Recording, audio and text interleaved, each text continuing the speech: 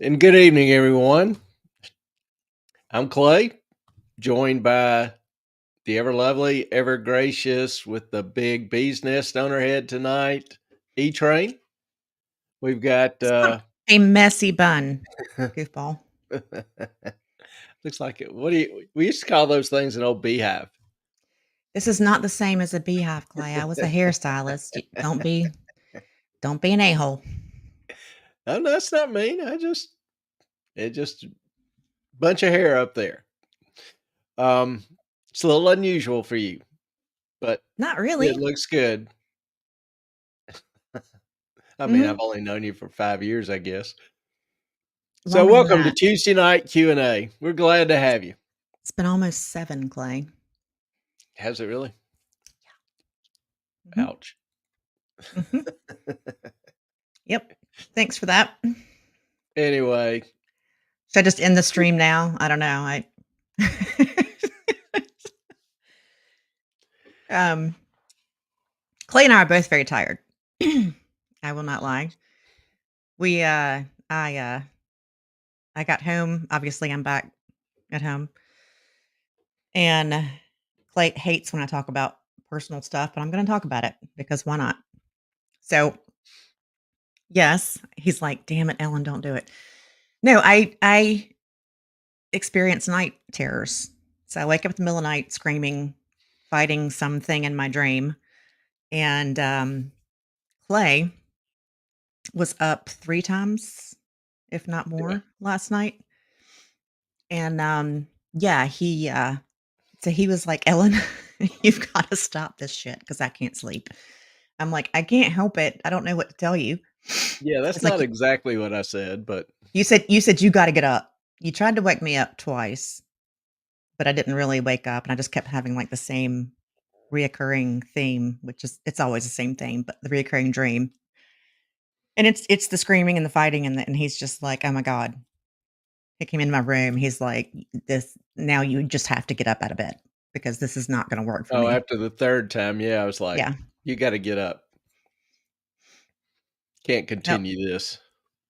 No. I don't know if any of you others have this issue. Um, but I've got a little complex PTSD and yeah, I control the anxiety as much as I can, like in my living life, but the nighttime stuff I can't do anything about. So we're both tired. It's my fault. I do apologize. That's no problem. Jane, good evening. Good to see you. Hi, Hope Jane. everything is going well for you. Um, been pretty weather down here. I hope everybody is has enjoyed a good day, good start to the week so far. I was sitting there thinking about, classes. There's only like a month left in classes. Uh, this semester is time's just going by terribly, terribly fast. I've been busy as hell, backed up, had the flu for a week, so got behind in some things. Mhm, Also, trying to play some makeup, but or catch up. So a lot going on, mhm. but glad to be with you. And Jane, I know you've been pretty busy lately as well. So Ellen's been on the road running all over. So welcome to the end of October, near the end of October. Actually, it's only the 22nd. I was thinking it was 28th. Can't even keep track of time anymore. You're getting way ahead of yourself. I know. It's that, I blame it on the PhD, the absent-minded thing. I really Absent-minded believe professor. I really believe there's a causal connection between getting your PhD and an increase in absent-mindedness. And my excuse is your brain is much like a computer. You've got RAM, you've got ROM, you've got the hard disk, different areas of your brain. And so the hard disk is all the memories you've stored in color with all the information in there. And RAM is your active thoughts. Well, you get a lot going on. There's obviously more occupying the RAM, but as you know, with a PhD, you focus intensely on such a small technical area that it consumes a lot of your thoughts. It just is part of your daily process. Wait, so that's what I have to do to get rid of the complex PTSD? get a PhD so that all that other stuff doesn't. All the other stuff doesn't have room to run. Mhm. It would have to be a PhD in a research area, in a quantitative research area, We know I don't think that. something mathematical. So I I guess I'm just screwed. Yeah. no, I think, we'll talk about it. Anyway, this yeah, I am not a counselor, therapist, whatever. Nuh-uh. But I do end up giving a lot of therapy and a lot of counseling, so whatever that's worth. You get what you pay for. Um, That's anyway, free. That's free, by this the way. that's free, yes. Mhm. So these thoughts take up so much of the RAM, the other stuff kind of gets pushed to a background process. Mhm. Hence the absent-mindedness. You forget the other things because you're so consumed by the technical details, the quantitative stuff that you end up doing, which is a modestly demanding mental process. So, Okay. and I consume a lot of information. You do. I am constantly looking, reading, evaluating, talking to people, whatever. And so a lot of times I'm thinking about these thoughts. Ellen will ask me what I'm thinking about, and rather than just go into detail and bore her to tears. I just Mhm. usually say, "Oh, nothing," because in my line of work, like I'll teach derivatives or quantitative investing or whatever, and people ask, "What did you do today?" And I start to explain it to them, and their eyes just kind of glaze over. So it's Yeah, like I have been one of those people when I was like, "So, how was your day?" He was like, "Well, thi," and I'm like, "I never mind. I really I didn't mean shouldn't have it. asked." Yeah, I should not have asked. So I've learned Yeah. to ask more specific questions, like, "How was your crypto class? Are the students paying attention?" That kind of thing, and less on the details. I don't. And Mm, and I love what I do, but I understand it's not everybody's cup of tea, and that's okay. We all have our gifts. So I enjoy what I do, mhm. but I understand it's not a good conversational topic. So No. Yes, elections are fast approaching, Jane, and that is a little bit scary to me, in my little tiny opinion. I'm kind of curious, is everybody, I think most everybody has a political position. Mhm. Well, without, necessarily going into great detail about your political position, are you kind of scared about the election? I kind of get the sense that people on both sides are scared because they are dreading the possibility or probability of the other side winning. And I talked about this months ago how, the election, almost no matter how it goes, half the nation is going to be highly irritated. Pissed off. Yep. Yeah. Um, both sides kind of think if the other side wins, it'll be the end of their existence. Mhm. So, what do you think? Are you anxious about the election more so than usual, less than usual? I probably got to admit, I am more so. I think it's probably the most important election we've had in my lifetime. Mhm. I think the contrast are that stark. I think the policies, the goals, objectives, what will occur would be vastly different. Now, some people think it doesn't matter. I obviously am not in that group. I think ideas matter. Ideas have consequences, as I am wont to say. So Yep. I think it's critical.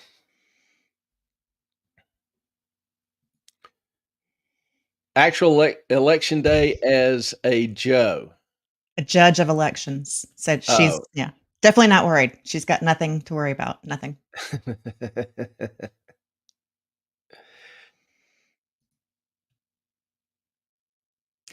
That is Not worried about true. I'm sorry. What? No, go ahead. Just say I also believe it depends on what state you're in as to how much you were impacted. Well, I think there's the latest poll has showed that North Carolina is going very far towards Kamala, and I'm not sure that that is true. I just think with early voting, people in West North Carolina can't vote.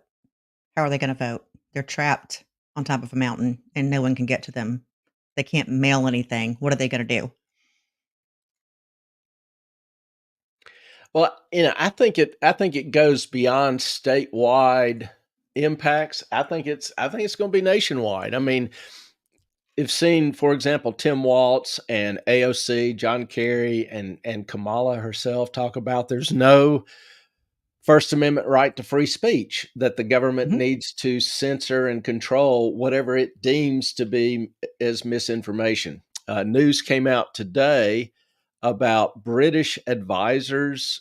The Labour Party, interestingly enough, you want to talk about election interference. The Labour Party, the Prime Minister in Great Britain, has sent over about 100 aides to help Harris during this election. What? Well, yeah, and one of the advisors, some of their documents have leaked, and according to Paul Thacker and Matt Tallaby, Thacker is a rather well-known professor, Tallaby a rather well-known journalist. Some of these memos reveal that they're plotting how to kill Elon Musk Twitter. Elon Musk kind of responded by saying, "This is war." And interestingly enough, it's really England, not Russia, who's involved in the real election interference. But the British Labour Party is developing a plan to take down X.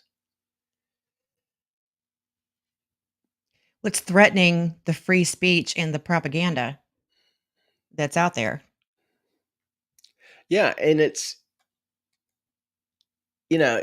kind of hard to say that somebody that is trying to limit or control misinformation really isn't just trying to control information. Misinformation all depends on whose ox is being gored. And that's the whole idea of the First Amendment, is that people have the right to get up and speak. They have the right to get up and be wrong. They have the right to get up and say things that other people don't like.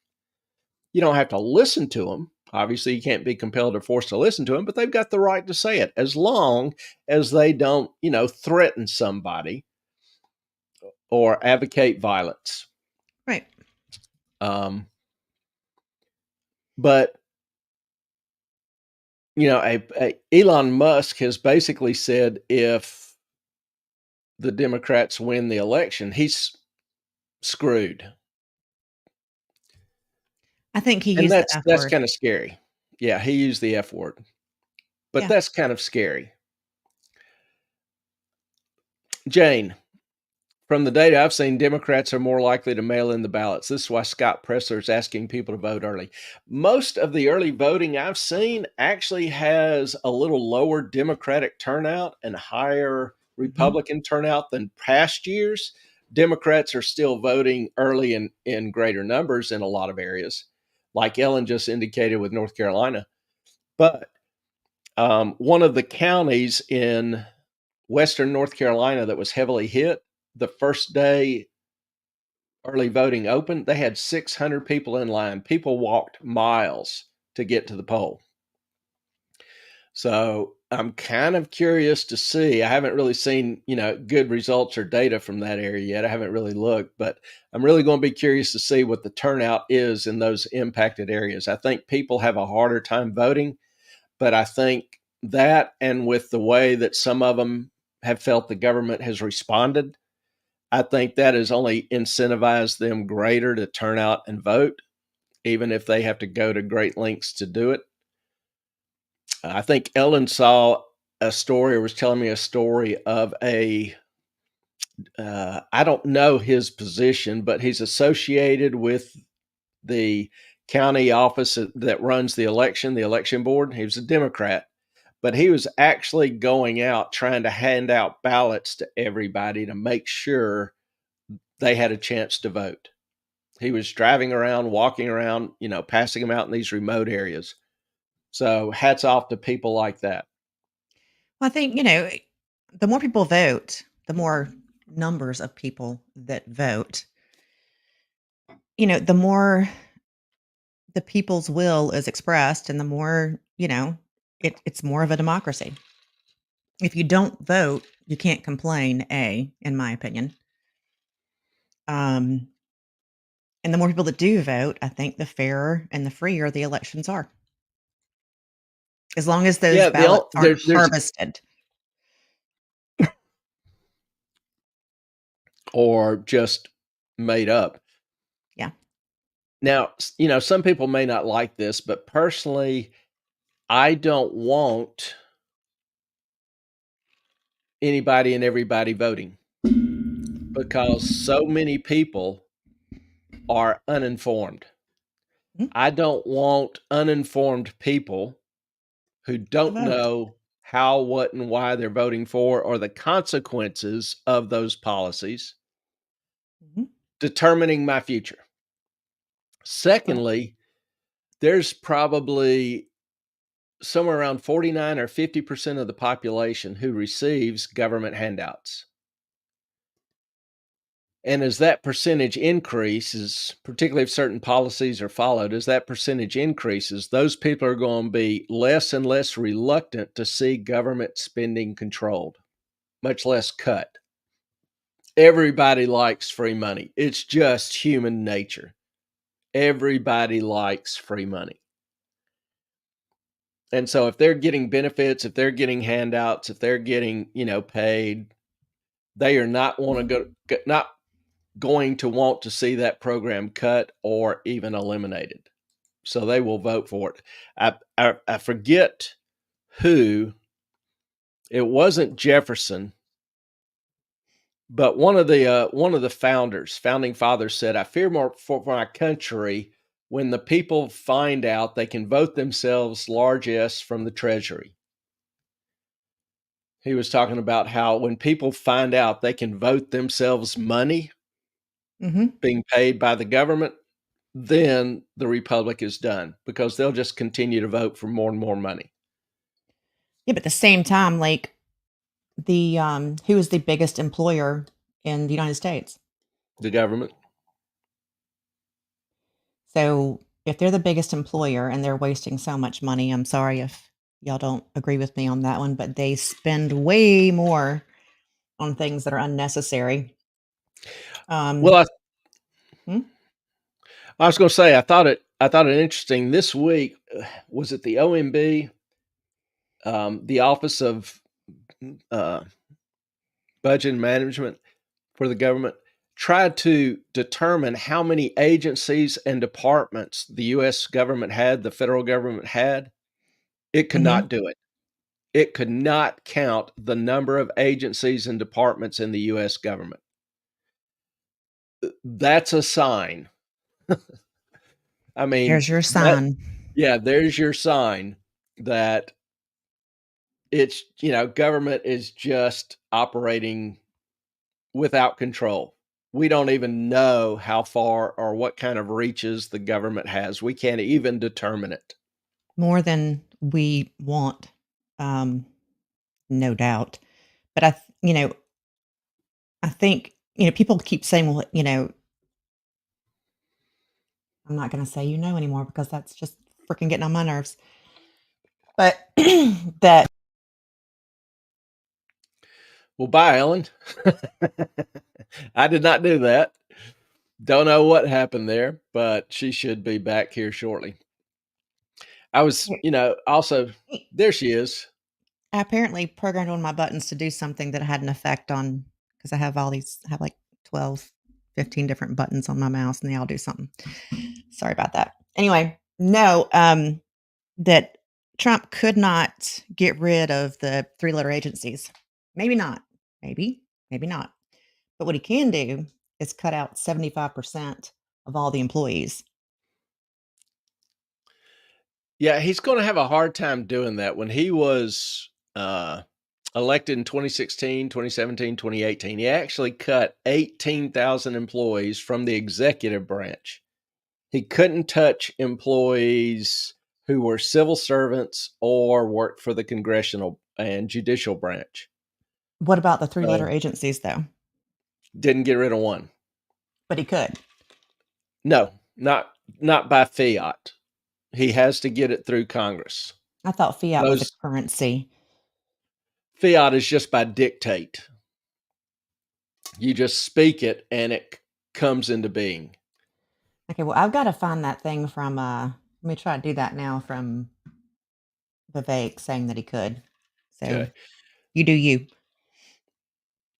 Um, he wanted to, make some changes in the agencies previously, but he could never get anything through Congress. Congress authorized the agencies, they fund the agencies. The executive can't just arbitrarily or shouldn't legally be able to stop that spending or cut the spending. He has to get it through Congress, who appropriates the money and pays for the agencies. Is that And what it also is? there's the civil service protection. The president can't arbitrarily fire a civil service employee except for cause. Now, kind of what I thought maybe could be done is just rent a big ass Butler building in it and Mhm. put in thousands of chairs. And you just, if an employee is not productive or is unnecessary, you just transfer them to that building and give them a chair, and they sit there from 8 to 5 every day. If they want to go find, another career, a more productive career, then fine. But I don't know. I don't think he can just arbitrarily cut civil service employees. Jane, then why can Joe Biden, with the swipe of a pen, give money to everyone? That's a good question. I don't have the answer. I do. Um, I do think much of what he has done is an abuse of executive power. I do think that needs to be constrained back to its constitutional limits and authority. Flip side is, if Trump doesn't maybe exceed some of that, what I would consider to be traditional powers, he can't undo the abuses that have occurred in the past. So I admit I don't have good answers. I would like to see government, the size of government, the impact and reach of government reduced. And I think that is probably more important than little technicalities right now. So anything to accomplish that, I would favor in the short term. And I talk about growth of government. This past fiscal year, we spent 1.8 billion in interest. Well, we raise about 4 to 5 trillion. I'm sorry, 1.8 trillion, nearly $2 trillion. Well, we raise about 4 to 5 trillion in income taxes. So for all of you who work, who get paid, next time you get paid, take your pay stub, look at your federal income taxes, and realize half of that goes toward paying interest before anything else. And that interest is growing greatly. We'll talk about it some. Got some picks for you to see about the growth in government spending just turning absolutely vertical. With the spend, and the spending is far, far, far outpacing increase in revenues. So the debt is just ballooning. So if the debt is increasing, the interest rates are increasing, the interest expense is going to increase. And within a few years, 100% of your income taxes will go towards interest expense. So you've got that. You've got the Social Security system running out of money in 32. They obviously can't allow that to happen. So, what are the choices? Well, there are three choices. One is increase your taxes, which I'm pretty certain is going to happen. But they can't tax you enough to cover this increasing debt, this increasing interest. They can't increase your taxes enough, particularly when the economy's dying or decreasing, recessionary, whatever. Secondly, the second option would be to default. Well, if the government defaults, that has enormous impact on people who are, retiring, pensioners. It's the government basically saying, we're not going to pay back this debt. And they've done that once before. They can do that. But that would be absolutely catastrophic for the economy and a majority of the population. So the third option would be to print money. And what happens when you print money out the wazoo? Inflation. Inflation. So you've got higher taxes and inflation. Boom. Perfect combination. I found it, by the way. All right. Go Want ahead. me to present? Yeah, throw it up. Are we going to get a strike for this? I don't know. I doubt it. I gotta find the play button. Hang on. It's that little arrow right I down. know, Clay. It's Really- just I'll tell you one easy way to do it. This is I'm being a little bit glib here, but I think it's not crazy, at least as a thought experiment.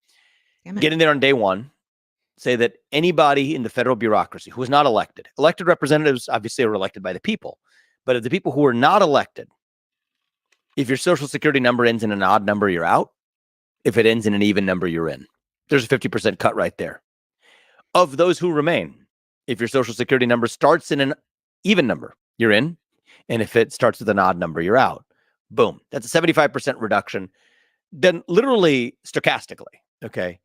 One of the virtues of that, it's a thought experiment, not a policy prescription, but one of the virtues of that thought experiment is that you don't have a bunch of lawsuits you're dealing with about gender discrimination or racial discrimination or political viewpoint discrimination.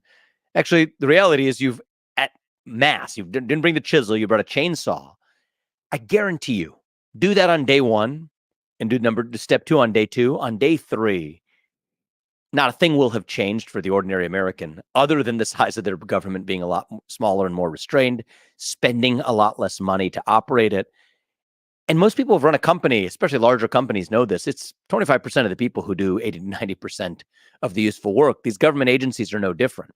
So now imagine you could do that same thought experiment, but not just doing it at random, but do it still at large scale while having some metric of screening for those who actually had both the greatest competence as well as the greatest commitment and knowledge of the Constitution. That, I think, would immediately raise not only the civic character of the United States. Now we feel, okay, the people we elect to run the government, they've got the power back. They're running the government again, as opposed to the unelected bureaucrats who wield the power today. It would also stimulate the economy. I mean, the regulatory state is like a wet blanket on the American economy. Most of it's unconstitutional. All we require is leadership with a spine to get in there and actually do what conservative presidents have maybe gestured towards and talked about, but have not really effectuated. Gotta admit, hadn't heard that before. It's kind of interesting. It's a little arbitrary, but the arbitrariness might actually be a protection against, like he said, a lot of lawsuits. Yeah. And I was looking up, can the president fire civil service employees? The law states that a civil service employee can only be fired for, where was it? You got to find civil service too. Yeah, civil service is a full-time federal employee that's not a political employee. A regular career government employee. But he's saying if you're not elected, then you can be fired. Yeah, let's see.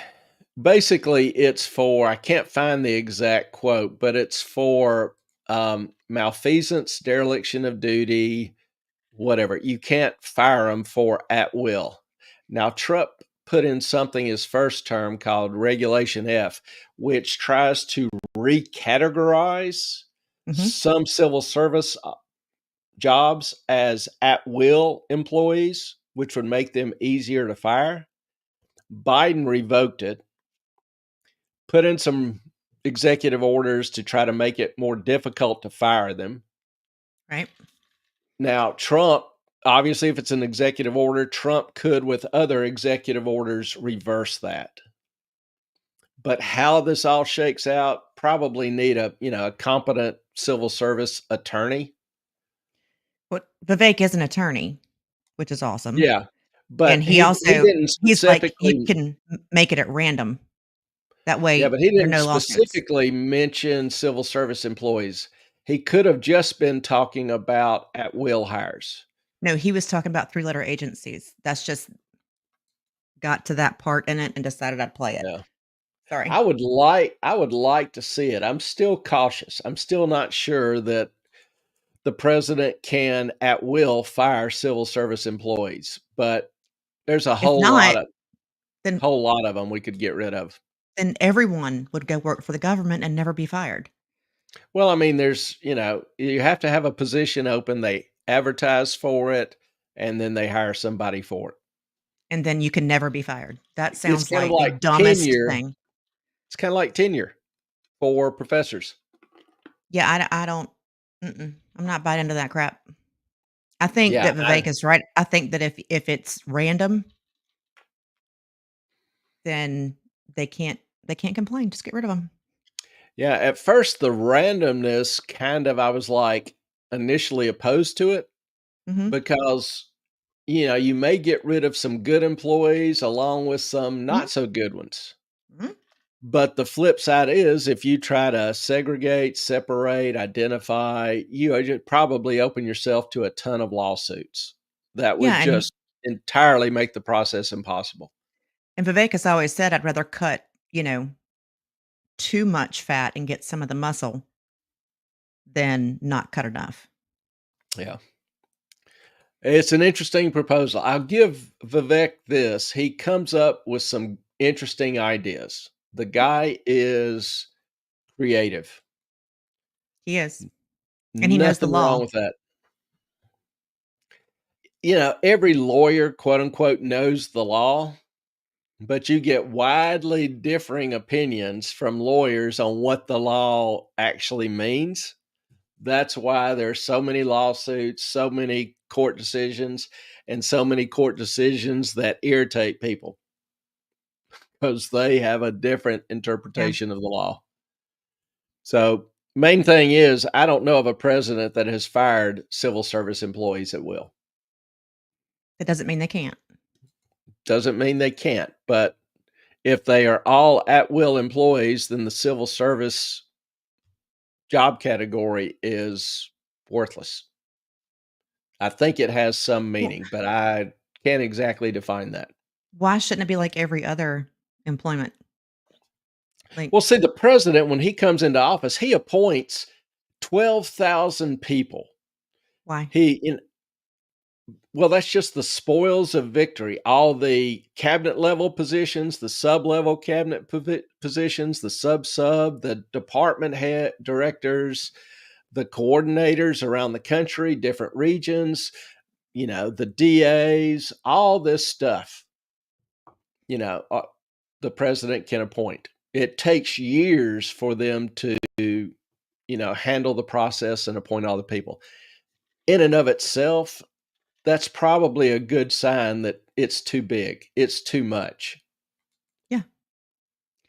I mean, So I'm with Vivek. Get rid of all of them it definitely needs cutting. because all of your tax dollars, not only are they going overseas, but they're also going to employ Yeah. people who don't do anything. Yeah. And we've got some interesting little video a little later. I'll show you about money going overseas. You'll love it. I doubt it. As long as you know me, have I ever been wrong? Yes, actually. Yes. Tonight is Oh, Q&A. So wait, I've wait. got some things to comment on, but if you have some questions, if you have some comments or whatever, feel free to throw those out. I have a Yes, ma'am. question from one of our peeps. Okay. Why aren't there 13 months in a year? Why are there 12? 28 times 13 is 364. Would that not make more sense? Don't know. When Gregory redid the calendars, I'm not sure. I don't remember the details. That was a Who is little bit before my time. who is Gregory and why do we like him? We have a Gregorian calendar. It's what we're on. Okay. I get that, but it doesn't make sense. Don't know. Have never really thought about that. Yes, you have. I asked you this months ago and you were like, it doesn't make sense. So I was like, I'll ask him and he'll Okay. remember. Yeah. Don't remember. Still doesn't make sense. Okay. Still have no idea. Fair enough. All right. Well, let's start with some of the entertaining information for the night. Kind of going to reiterate, kind of update, I guess, some of the points I've made for several months. One, smart money is still selling. The obvious. Buffett is still increasing his cash position, which is now at $280 billion, the most he's ever held. And still selling off his BOA. Dumping BOA as fast as he can. Dumped Apple. Mm-hmm. So he has now, I can't necessarily say Buffett's doing that because he doesn't like the market as a whole or he's expecting it to crash. But I can say Buffett has an old saying. He says, "We only swing at the pitches we like." Mm-hmm. And he's got specific criteria. Maybe I'll review those one night. Specific criteria for stocks that he would buy. And if he doesn't find stocks that meet that criteria, he doesn't buy. And so he's building up huge amounts of cash because he can't find stocks that he thinks have value. So that's not quite the same thing as saying he thinks the market's going to crash, but I think it is fair to say that it is saying he thinks the market's generally overvalued. I Maybe think significantly overvalued. it might be, in my humble opinion, this is not financial advice, I would say he thinks we're going to go for a crash. And I also think that he thinks that the dollar is still going to be worth something. So I don't know what hope you can take in that. Yeah, Unless he starts buying a bunch of Bitcoin and then, I don't know. Yeah, I'm just trying not to presume to speak where he hasn't spoken. I want to know. He is raising huge amounts of cash. I can't judge his motives, but I can speak to the obvious using his own words, his own definition, his own standards. He can't find anything that he thinks has value going forward. By the investor. way, hang on, I forgot. Hey, Rumble, what's going on? Y'all feel free to post your questions, comments, whatever. I am watching the stream on Rumble. So do as you will. We'll get to you. Do not worry. Same with Twitter. Mm-hmm. We'll be glad to take any questions. Warren Buffett is known as a great investor, legendary investor. The only investor that I know of in modern times that has outperformed him is a guy by the name of Peter Druckenmiller. Well, Druck just stated he is putting 20% of his portfolio. He doesn't manage anybody else's money anymore. He only manages his own money. He's putting 20% of his portfolio into shorting treasury bonds. That's not good. Shorting, no, it's not good. For those of you that might be new or not familiar with some of the terms, shorting. When you buy a stock, you expect it to go up in value. So you own it, you want that asset to appreciate. But if you think an asset, stock or bond, is overpriced, then you can short it, which is going ahead and selling it. You actually borrow the security from somebody else, you sell that security and deliver it, and then sometime in the future, you buy the security to repay the loan. Well, the idea, the hope is that when you buy it back later, the price has dropped. So shorting is when somebody shorts something, they are expecting that the price of that asset will drop. So Druckenmiller saying that he's shorting treasuries, he's expecting the price of treasury bonds to fall and fall significantly. Bonds, we've talked about the teeter-totter. You've got the price of the bond, you've got the yield of the bond, the current interest rate, the market interest rate. Well, if the price falls, it's just like the teeter-totter, a teeter-totter you were on in kindergarten. As the price falls, the interest rate rises. So basically, Druckenmiller is saying that he is expecting interest rates to continue rising and rising significantly. And he put a fair amount of money on it, probably $1 billion or $1.5 billion. That's a commitment.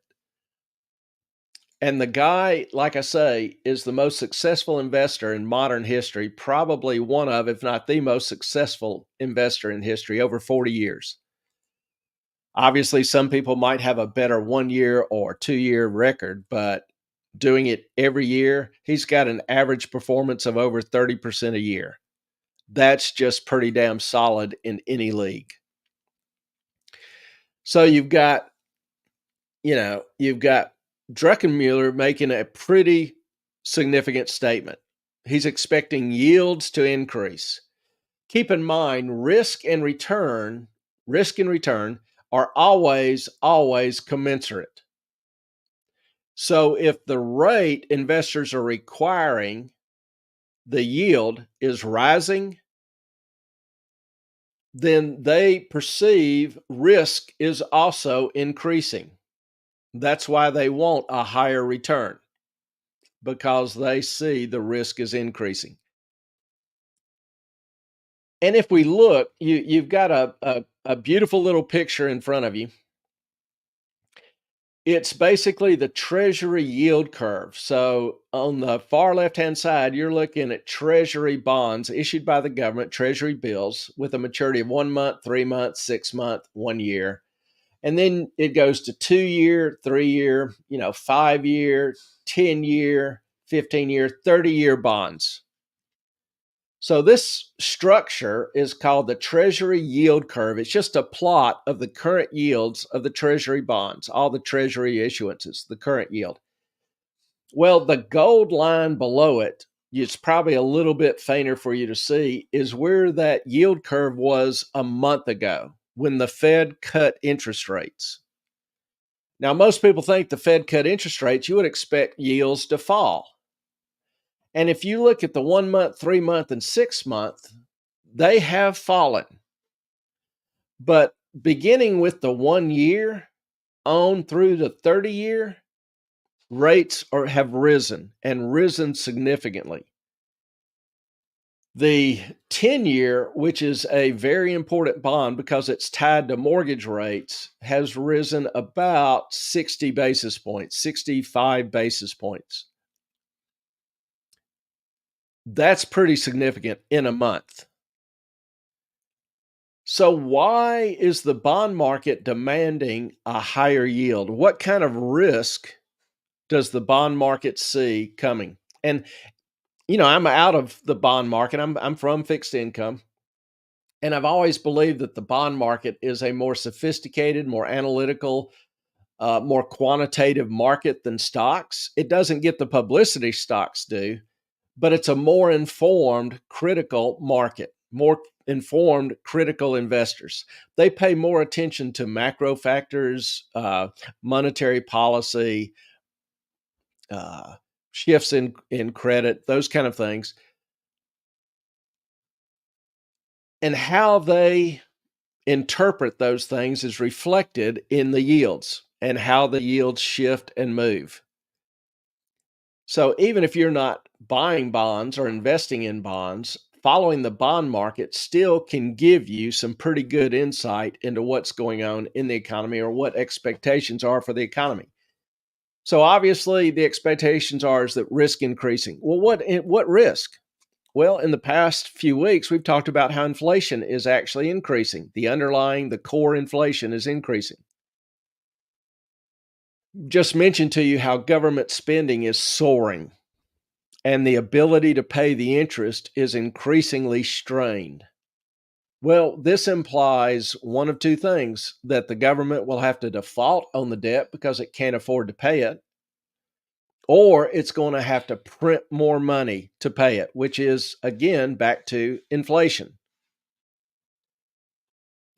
In addition, we've got the Chinese economy collapsing, the Japanese BOA putting pressure on domestic investors to keep their money in Japan. So you've probably got reduced, haven't seen it directly yet, but probably having reduced Chinese and Japanese demand for Treasury bonds. They've been big buyers. So if demand drops, supply increases, the price of the bond has to drop. Again, the teeter-totter: price drops, yields rise. And, those are all contributing factors as to why the yield is jumping so far, so fast. Now, a lot of people think 60 basis points, that's 0.6%. Yeah, in the bond market, that's screaming. And obviously, Druckenmiller just put on a big bet that we ain't done yet. Now, I've mentioned to you government borrowing. So here's a pick. I think a rather great pick. And I want to draw your attention to the red circle area. This is just the past week. You see how this jumped vertically?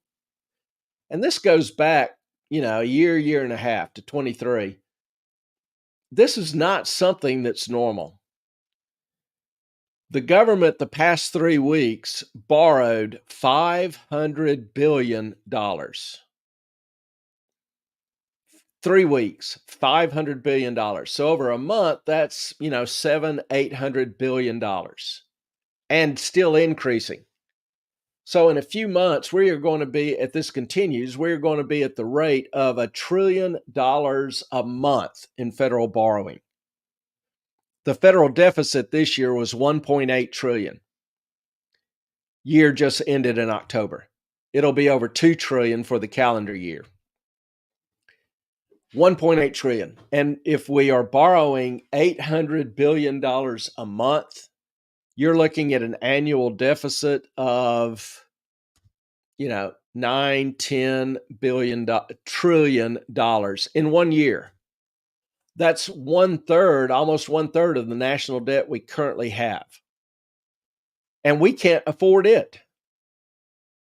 We're struggling to pay it. So we are on the verge of entering third world status, where our interest consumes all of our taxes, plus the government has to borrow to pay its bills, has to spend to pay, has to print money to pay its bills. That's how you get 100% inflation. That's how you get 1,000% inflation, like Venezuela, like Zimbabwe, like Argentina. This constant and rapidly increasing printing over years. So I thought that was kind of a cool pick. May not be the pick that you love, but it's kind of a cool pick. So what else? Talk about the economy struggling, turning down. Government spending is depressing the economy. This administration has borrowed or spent nearly $13 trillion in 3 or 4 years, 3.5 years. And the economy has grown $3 trillion. So for every $4 the government spends, it's only getting $1 worth of performance in the economy. And that ratio is decreasing. Under Obama, it was 60%. Prior to that, it was considered to be, 1 or over 1. It was called the multiplier effect. Well, the bigger government grows, the more and more it borrows, the more and more it spends, the less impact its spending has on the growth of the economy in terms of positive benefits. The next indicator that, the economy is headed toward a recession, perhaps a significant recession, is called the near-term forward spread. Now, this one's a little tricky, but it's one of the Federal Reserve's favorite indices that they follow. It's one of their top, if not the top, recession indicator. To calculate this number, the graph you see before you, okay, let me explain this first. Forward rates. What's a forward rate? A forward rate is a contract to be able to borrow at an interest rate in the future. So if I think I want to buy a house 12 months from now, I can go into the forward market and lock in the interest rate. Well, the interest rates between now and 12 months when I actually do the loan may rise or they may fall. But whatever it is, I'm bound to this contract. I have to pay that rate. So that's a forward rate. It's basically an agreement to do a deal in the future at a price agreed upon today, a forward. So there are forward contracts for interest rates. Well, the near-term forward spread, what you're looking at here, one of the Fed's favorite indicators, basically takes the 3-month interest rate 18 months into the future. So a year and a half from now, what are expectations for a 3-month interest rate? It takes that number and subtracts the current 3-month rate. When that number goes negative, that is a very, very strong indicator that a recession is beginning or about to begin. If you look at the history going back to the 70s, you can see here the gray shaded areas are recession. So you can see here it starts going negative. A recession followed shortly thereafter. Here it goes negative several times. A recession follows. It's not immediate, but it follows. Here in 89 goes negative. A recession follows. Here it goes negative in late 2001. Recession follows. Here it goes negative. Recession follows. So even here in 2019, 2020, it went negative. You had the brief COVID recession. It's been an extremely reliable indicator. And here it shows it turned negative in 23. I believe it was late 23 and has remained negative ever since. Now, the organization who says it's a recession is called the NBER. And it's a group of government economists who officially declare a recession. Oftentimes, it takes them a year or a year and a half to say, okay, the recession started back here. So just because they never declare it currently, they only declare it in hindsight. So it's very possible that they could say a recession began sometime that hasn't been publicly identified yet. But near-term forward spread, hell of a predictor. What else is there to indicate that things aren't all that rosy? How about hours worked? The number of hours worked peaked in 21. Ever since then, they've been falling relatively steadily. There is less and less demand for labor. That's never a good indication. Here in 2008, you can see that normally once the recession starts, that's when people really start getting laid off and hours cut back. Well, recession hadn't been declared yet, but people are getting laid off and hours cut back. Hours worked are falling. Wages are falling. Here is the hourly compensation, and you can tell that it peaked in 21. Since then, it has steadily fallen and remained relatively flat. We are making less per hour than we did in 2020 and 2021. Not a good sign. Another sign of a relatively weak economy is the price of oil. Because as economies do well, people travel more, they buy more, they build more, companies are producing more, energy demand grows. Demand for oil grows. And as you can tell, since, 22, 23, price of oil has steadily gone down. Now, it's bumped up a little bit lately due to the Israeli-Iran conflict or potential conflict. But bottom line is demand is weaker from China, Europe, and the US than what was expected. And while world oil demand continues to rise slowly, production ability continues to exceed it, resulting in weaker prices. Both OPEC, IEA have all lowered future oil estimates. So that's not a good sign. There's more. Just to be quick, loan demand, tight credit conditions. Banks are hesitant to lend. Mortgage apps have crashed. Since the Fed cut rates, mortgage applications have fallen by 1.3% the week of September 27th, 5% the week of October the 4th, and 17% this last week, ending October 11th. You would think the opposite would happen. But again, like I showed you on that first slide, the short-term rates have fallen, but the 10-year rate has risen, and the 10-year rate is tied to mortgages, very closely related to mortgages. And mortgage rates have actually increased from 6.08% to about 7% for good credit and one discount point. That's a hell of a jump. And that's why you're seeing mortgages applications crash. Not a good sign for the economy. Obviously, housing is the biggest industry in the country. It affects tons of diverse sub-industries, tons of labor. If housing is sick, the economy is sick. Another cool number is the number of zombie firms.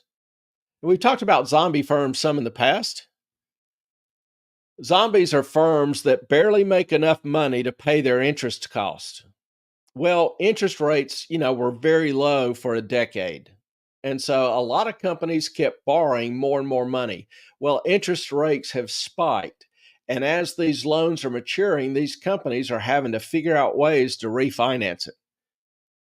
Well, some of them aren't able to afford it. Some of them, the banks won't lend credit to because of the tightening credit conditions. Like I showed you with, mortgages, you have fewer applications and banks are less willing to lend to poor credit quality customers. So the combination of this is causing zombie firms to increase and is causing the number of bankruptcies to increase. So zombies are growing and failing. This graph shows the bankruptcy rate month by month for 22, the dotted line, 23, the gray line, and the blue line is so far in 2024. And as you can tell, at every point, 24 is far exceeding 22, 23, and 21. 21 is not shown, but 21 is also, 24 is higher than 21. So far, for the month of September, bankruptcy filings totaled 42,000, which is a 14% increase over 23, total of 37,000. Chapter 11 filings increased 26% from year to year. Commercial increased 9% from year to year.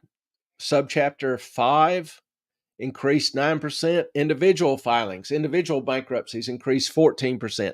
So every category of bankruptcies is increasing in the double digits almost, if not in the double digits. Not a good sign. I'm sorry, guys. I was about to swallow my head. I forget to eat. And I promised Clay I would not eat on the stream anymore. So I had to go Good little snack. I'm going to start setting her alarm so she'll get something to eat at about 5. Sorry, guys. Gotta happens. help her adult. I'm done adulting. I don't want to adult anymore. I've been adulting since I was 12 years old. I'm 48. I'm done. Sorry. And just for your information, Chapter 7 is the bankruptcy where your assets are sold, liquidated. Chapter 11 is a reorganization. And Chapter 13 is for self-employed. Yeah, and typically Chapter 7 is where you can get a lot of your stuff written off. Yeah. But that's only if you're in serious, like, there's no way on God's green earth you can pay this back. Yep. Some other indicators that the economy is not, headed toward a soft landing like some people hope is you look at Michigan confidence. Survey is dropping. Credit card debt has maxed. People can't afford to even put stuff on credit cards anymore. ISM surveys are all dropping. ISM manufacturing has contracted for 44 out of 45 months. Layoffs increasing. In tech alone, there have been 130,000 job cuts announced so far this year. 130,000. And that's the good industry. In August alone, 76,000 job cuts were announced in the U.S., the highest since 2009. That's not a good sign. A survey 2 months ago showed that 40% of business leaders expected more cuts this year. I would be willing to guess that number's probably only gotten higher. So, gives you a little bit of an idea of what all's going on in the economy. Why is Druckenmiller shorting treasuries? Why is Buffett holding cash? Because they are looking at these kind of things. Now, this was a little video that I'm going to play for you on foreclosures. Now, this guy is an appraiser located in the Dallas-Fort Worth area. So he's talking about his area, his metropolitan area. But I thought it was still pretty interesting video. Can't hear it. You cannot hear? No, sir. Well, damn it. Let me restart it.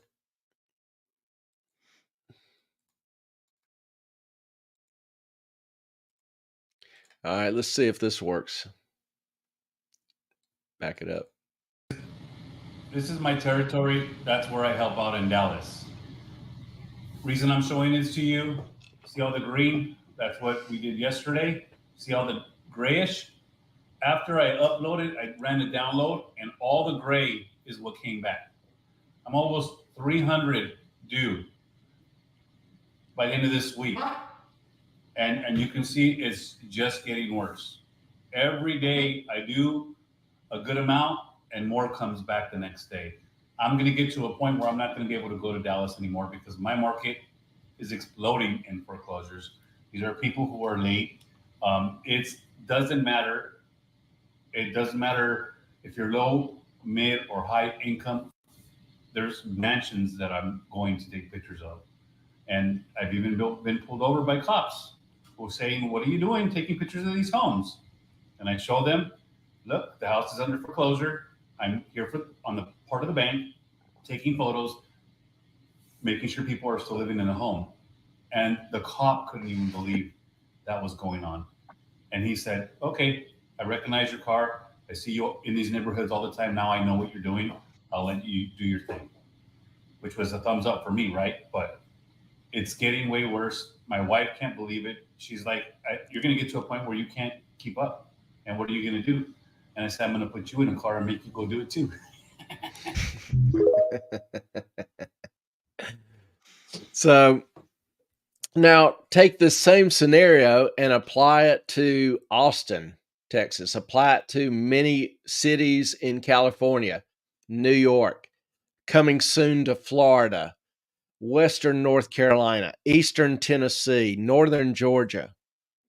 Before long, it will spread to other major cities. Right now, the states with the highest foreclosure rates: Illinois, Connecticut, New Jersey, South Carolina. It is not just a few isolated areas. This phenomenon is growing around the country. I wouldn't call it a phenomenon. I'd call it more of a people can't afford to pay their bills. They can't make ends meet. The inflation has got to stop. The inflation, the loss of jobs, the decline in home values that are occurring in areas. I mean, honestly, home values probably in Florida, North Carolina, Western North Carolina, Eastern Tennessee, Northern Georgia are going to collapse. Mm. Because in Florida, people They can't can't afford get the insurance. they can't get insurance or can't afford it. Companies are pulling out. They don't want to insure homes in Florida because the coverage they can't charge enough, and the Yeah. cost is just way too high. What they've been paying out is just destroying them. In Tennessee and North Carolina, Georgia, these people don't have flood insurance. And so their homes that are lost, destroyed, ruined by the waters, they have no coverage. It's not they don't have it, but they can't even get it. Yeah, but they don't have it. They can't, and they Yeah. won't be able to afford to rebuild, fix the damage, repair the damage, whatever. So they're going to have to be selling their homes because the mortgage company is going to require that they fix the home or keep paying, and they won't be able to pay Mm-mm. for a home that they're not going to pay for a house they no longer have that got washed away. They can't pay that for another 10, 15, 20, 30 years. And why would they? I mean, practical reality. Mhm. They're hurt, and it's going to start showing up, in 6 months, 9 months, in terms of people, being forced to sell their land or whatever remains of their house because they simply don't have the money to Well, that's fix what it. I think the whole point of it is, but that's just my little conspiracy theory area over here. But I also think that, I mean, if this issue in North Carolina, especially Western North Carolina, is not gonna go away anytime soon. I mean, they are just now reaching some people who haven't had resources in 2 weeks, 3 weeks, Yeah. and they still need help. They will need help. You can do Samaritan's Purse, you can do, the redneck what is it? Cajun Air Navy. the Cajun Navy, there's the redneck something. They all are still they're out there, they're still helping, they're still finding people. Um, I mean, I know you've heard, like, there's, like, 100 people dead. No, there's thousands and thousands of people dead. I mean, they say it smells like death up there. They can just it's awful. Yeah, and this is not in the city of Asheville. Asheville is No. relatively unimpacted because it sits a little bit higher, but in the back, what we'll call the backwoods, the more remote areas, the smaller little villages, towns, the people, living, with no neighbors, having acreage and just living isolated up in those hills, those are the ones that really have been hammered, that they're just still trying to get to, that they're just identifying. Mhm. I've heard a number of really, really tragic stories. I haven't been able to verify them, so I can't say that they're true or not true. But you talk to or hear some videos from some of the relief workers that are up there working. They're still working. Still got a lot to do. They made some progress, but they've still got a lot to do. And these people are going to hurt. They've been devastated. They have They nothing are left. going to be absolutely crushed. Yeah, I was in, Kings Mountain, and you're hard pressed to find a decent amount of water anywhere just because they're all sending it up to Western North Carolina. Um, yeah, it's not good, and it's not getting better anytime soon. So, in terms of the economy overall, you've got all these non-positive things happening. Stock market keeps going up. And Makes no and and sense. I look at it as a historical investor, as a value investor, as somebody that's followed and been in the market for 40 years. And the only way I can describe it is that losses no longer, or bad decisions no longer matter to the stock market, because, the computers, the algorithms, the quote unquote major investors think there is going to be either free money or a bailout. If they get screwed, if they make a bad decision, they'll be bailed out. It's like they get a bigger bonus if they take bigger risk and the risk pays off. But if they take bigger risk and it goes against the company, well, the company's too big to fail. So they are reasonably confident the government will bail them out and they'll be able to keep their jobs and still get their salary and try for that bonus again next year. These too big to fail companies, banks and all, have become even bigger.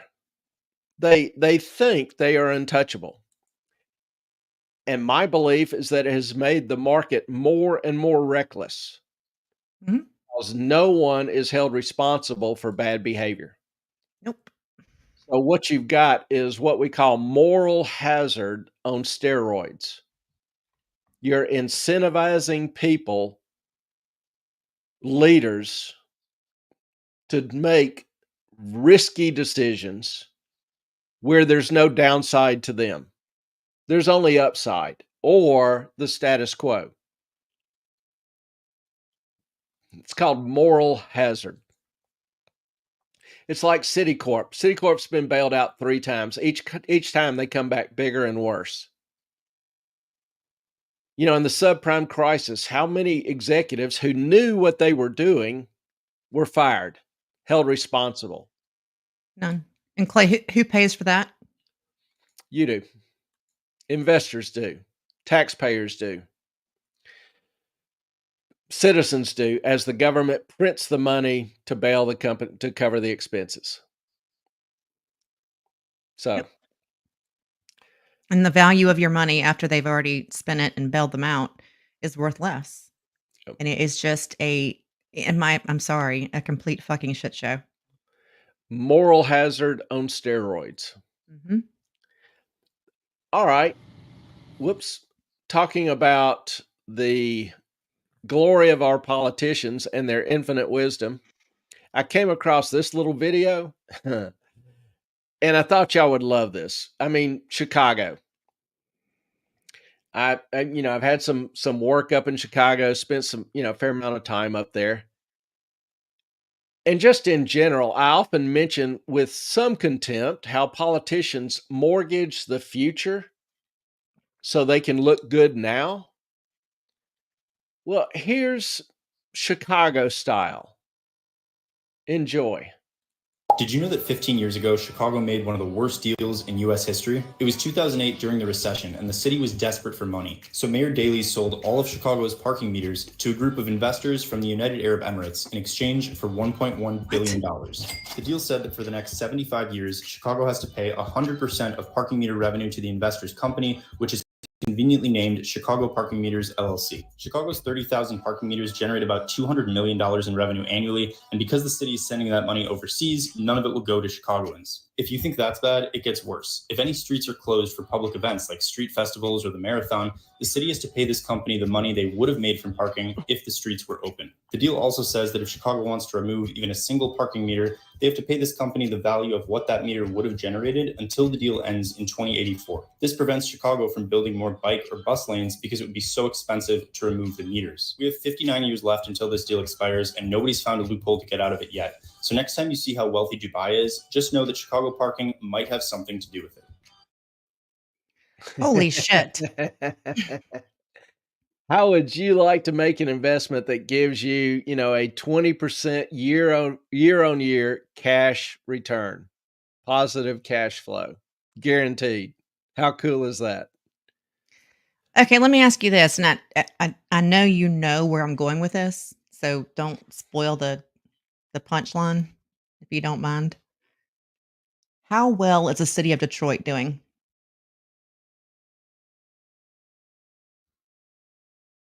Um, Detroit is a good example of the Rust Belt. Past 30 years, it's lost everybody that could afford to move. The past few years, the city has made some progress, but considering where it was starting, I mean, that's a very low basis.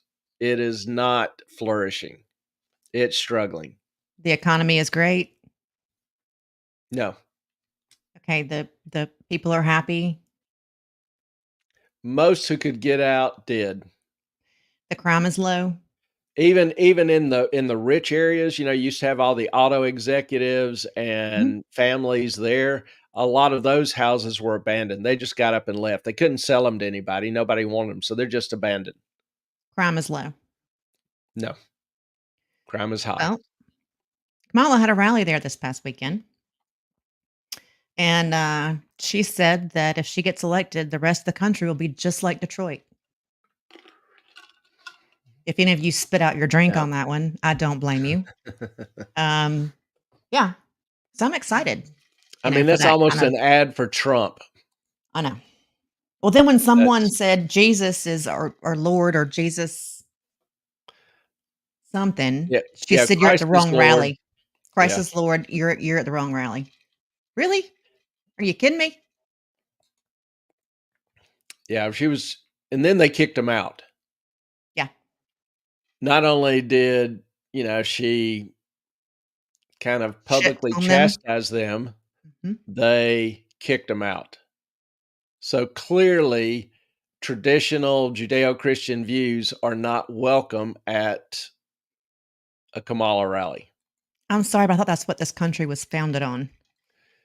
Even if you don't share those views, you should still have some respect. You may not endorse them, which is fine. You're responsible for yourself. But if you're a party of tolerance, if you're trying to encourage respect for other people's other beliefs, for Mhm. diversity, et cetera, yada yada, that's kicking them out of your meeting and telling them they're not welcome. They Your should go rally. somewhere else. Yeah. That's an entirely different message you're sending than what you say you want to be. Mm. That's the problem. But That's the a thing big problem. is, they don't see it. I mean, No, and they say that the conservatives or the ones who separate people, and create this divide. It's like, I don't think so. I don't see it. Call me crazy. it's and that's why we started off talking about the stress of this election, how both sides are, I think, getting more and more anxious. Mhm. I think that's kind of a reason why is that the sides are growing further and further apart, more and more hostile. They see more and more animosity from the other side. It Mhm. makes them more defensive. They have to be on their guard because Yeah, I mean, everybody's getting so, I don't know the word, just but the general climate's just getting angrier and more contentious, and each side blames the other. And of course, my side is the correct side, but other than that, of course. but that's a problem. I don't know what the Mhm. solution is. I'm afraid it's going to get uglier. Yeah. I've said in the past, chaos is coming, and that's a big reason why I think it will continue to increase Yep. until one side just folds, caves, surrenders, learns their manners. I don't know. Something. And it's not gonna happen. So I don't know. I don't know what to do. Sorry, I still have lettuce in my Did you know that 15 years ago, we did this. Okay. You don't know what to do? Don't Buy do anything. Bitcoin. No. I was always Kidding. taught when I was growing up, you don't know what to do, don't do anything. If you're confused, just don't do Well, it, except vote. You have to vote. I was always taught when you don't know what to do something. Yeah. And that's one thing that kind of distinguishes the U.S. military. A lot of militaries, I mean, most militaries, they're taught if you lose your leader, you just kind of hunker down. U.S. military has the attitude if you lose your leader, your commander, you attack. So it's kind of a whole different mindset. You know, because if you, it's just a different mindset. But Bitcoin, I saw this and thought this was somewhat interesting. Now, this is a bunch of numbers, most of the gobbledygook, but the little box here is the big thing. That's the total net amount of money in billions that have flowed into Bitcoin. $20 billion into Bitcoin this year. And remember, the ETFs for Bitcoin were just approved this year. So 20 billion, how do you relate that? Well, gold ETFs were approved years ago, and it took them 5 years to reach the same number. Bitcoin's hit it in 9 months. Total assets in Bitcoin now are about $65 billion, which also is a pretty decent high water mark. So for those of you that have some interest in Bitcoin, which a lot of our viewers do, I think that's pretty significant, particularly if you are, wondering what Bitcoin's future is. More and more money is just flowing into it, and that pace is increasing. So, Bitcoin. All right, that's kind of the info that I had prepared for the night. Does anybody have any other questions, comments? Y'all have, been a little quiet. Mostly it's been Ellen and I gabbing, mostly me, which I guess is usual. Yeah. I think the NBA or some basketball started tonight. Yeah. We always do that, don't we? Do the wrong nights for all the season openings and startings and all that good stuff. Yeah, there is no perfect night, but we do appreciate y'all joining us. For those of you on the replay crew, we love you guys still. Appreciate y'all watching us. Absolutely. Thank you, Rumble. Thank you, X. All of you out there, all of you that, will watch in the preceding days. Hope that you heard something that was of modest value. If you've got something that you want to ask, feel free to email me at moffatonmoney@gmail.com or follow me on Twitter and DM me there. Also, please, before you go, don't forget to hit the like, subscribe, do the YouTube-y things, the rumbly things. Yeah. And the XY things. So we appreciate you guys. I think Ellen and I are both a little worn. My voice is getting a little hoarse. So if y'all don't have any other questions. And I'm tired from fighting all the demons last night. So I don't know what else to tell you. We will break a little early. But thank y'all for being with us tonight. Absolutely. Hope y'all have a great rest of the week. Blessings to you. Our time is up. We thank you for yours. Good night, y'all.